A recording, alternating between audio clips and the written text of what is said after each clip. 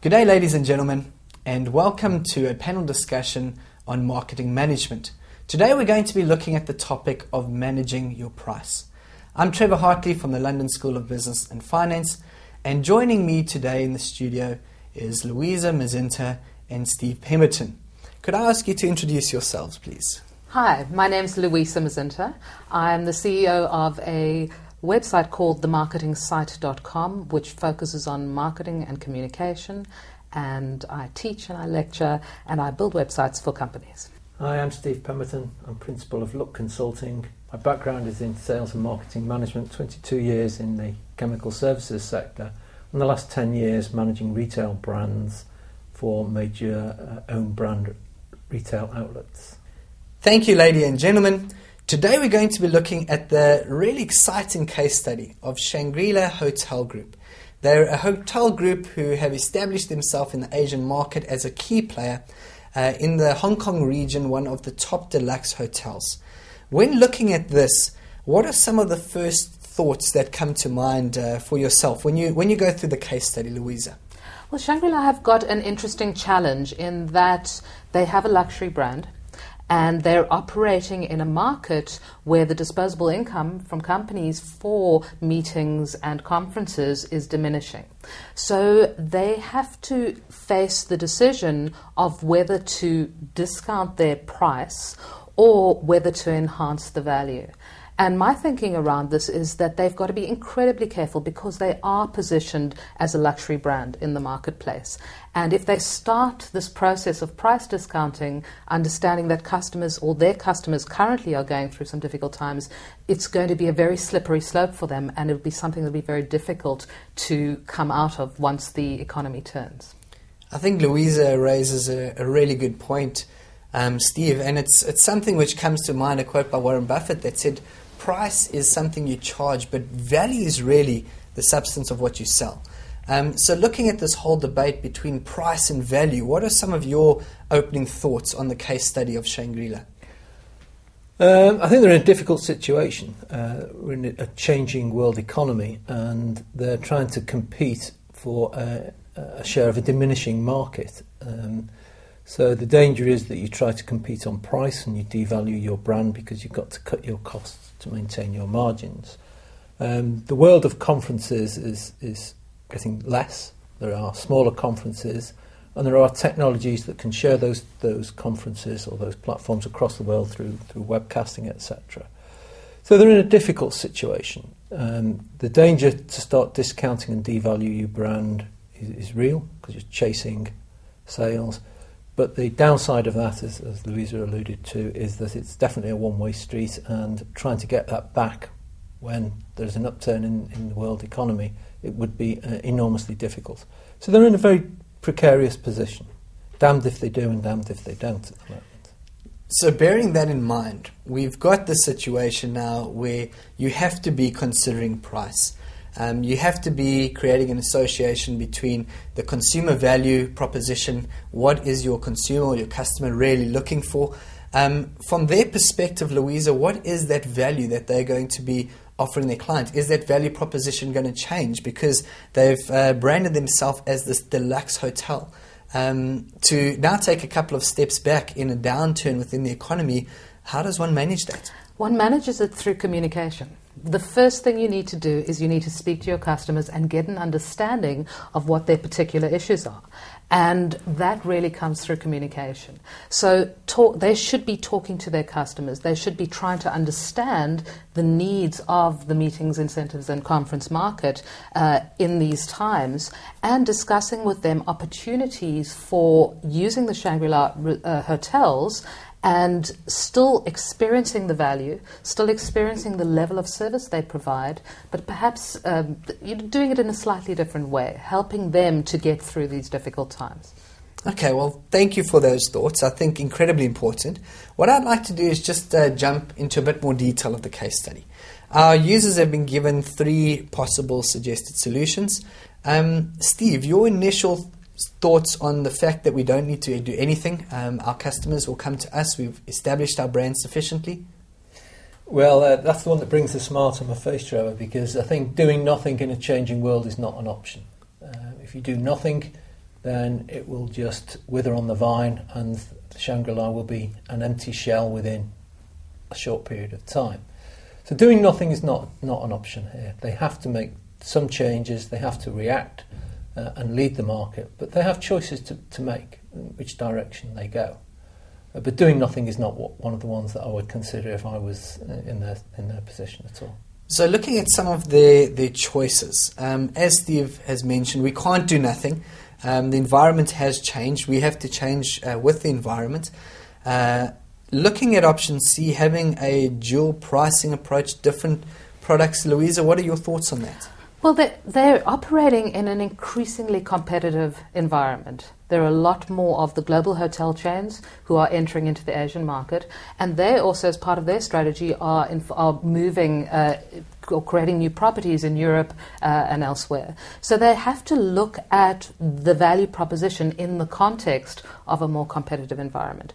My feeling is that, again, having really understood what their customers need, is that they can differentiate their product offering and they can differentiate their pricing while still maintaining the essence of what makes them great as a brand, which is this high level of service. So I think they could go for an option C, where they repackage what they have, slightly less frills, for a market that really is looking for an option that is a more price-sensitive market.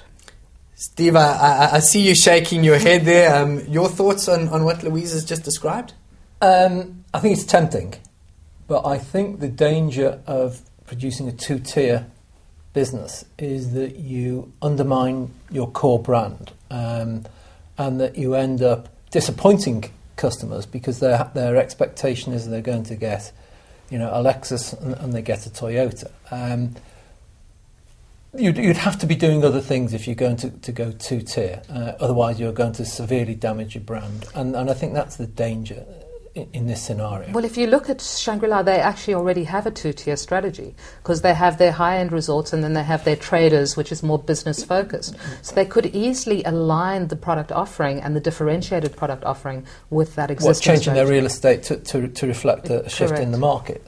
But that's certainly one of the options you could do. But I think if you're trying to do that within the same real estate without changing the name and repositioning, then the danger is that the Shangri-La brand becomes, and people become disappointed, and then you're on a downward spiral. So I'm hearing there is an option here. We can definitely look to distinguish ourselves, create sub-brands, if I could call it that, within a brand. But Steve, what I'm hearing you say is that is a complex environment, and you really need to be thinking very clearly through the whole process and what the larger implications to the brand would be. Yeah, I think you need to have a very clear view of what the impact's going to be, and really to pick up something Louisa said earlier on, really listening to your customer, engaging with the customer and understanding your customer is central to any decision you're going to make here.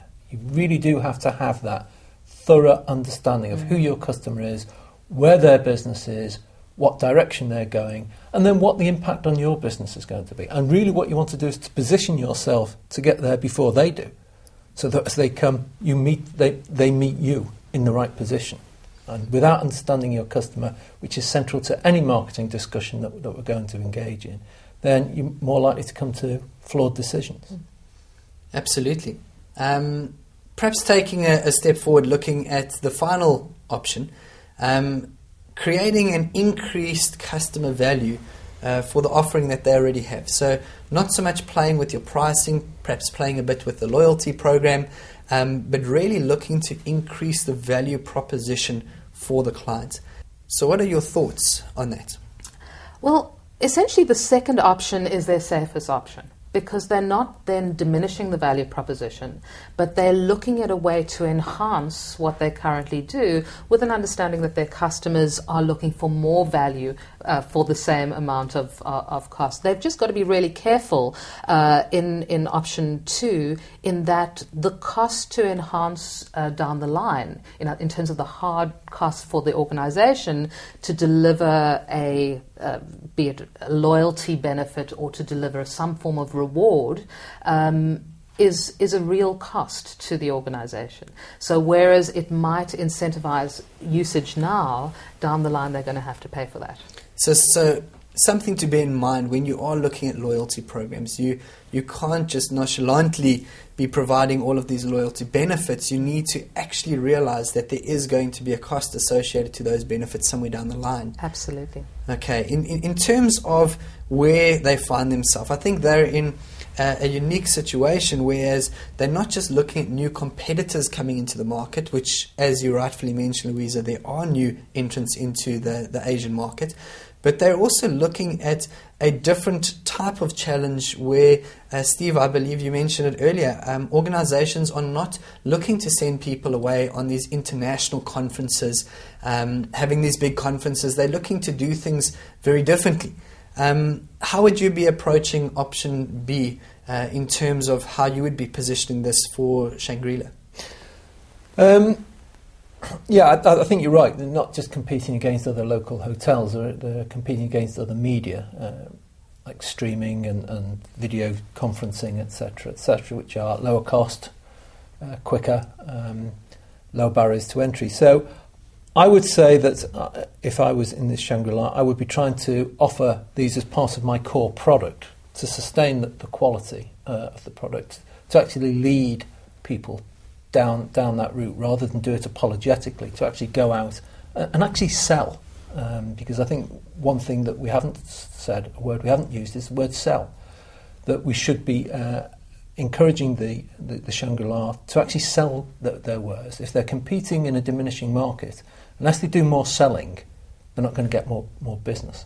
So this is a case where in the marketing sales mix, they do need more selling. And they need to sell strongly and sell hardly and be selling a product which is enhanced and offering features and benefits that their competitors aren't, such as video conferencing, streaming to the web, video meetings and Meet Me type of technologies. And I think if they don't do that, then, as we said before, doing nothing is not an option. Devaluing the core brand by trying to change your pricing strategy is dangerous.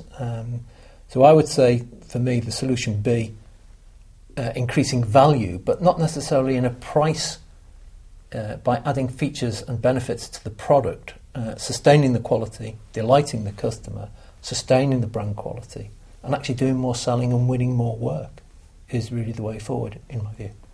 Thank you. So, Steve, we're seeing a strong leaning towards option B. Louisa, in your mind, taking into account the case study, what are your thoughts? My thoughts, Trevor, is that they need to speak to their customers and really understand what they want at this point in time in a tough economic climate. And my gut tells me that they need to look at a combination of option B and option C. So look at enhancing the value proposition within the current pricing strategy, and then perhaps look at a slightly differentiated proposition, an alternate a proposition for those companies who just cannot afford to send their staff out on these big conferences anymore, and perhaps incorporating technology features into that differentiated offering and very clearly positioning it as a separate product, for me, would probably be a solution. Wonderful. Well, there you have it, ladies and gentlemen. Once again, no one isolated correct answer. It sounds like there's a combination of answers looking at option B and option C. The key thing over here is that you need to be communicating to your customer, understanding what their need is, and responding appropriately. Steve, Louisa, thank you so much for joining us today. Thank you. Thank you, Trevor.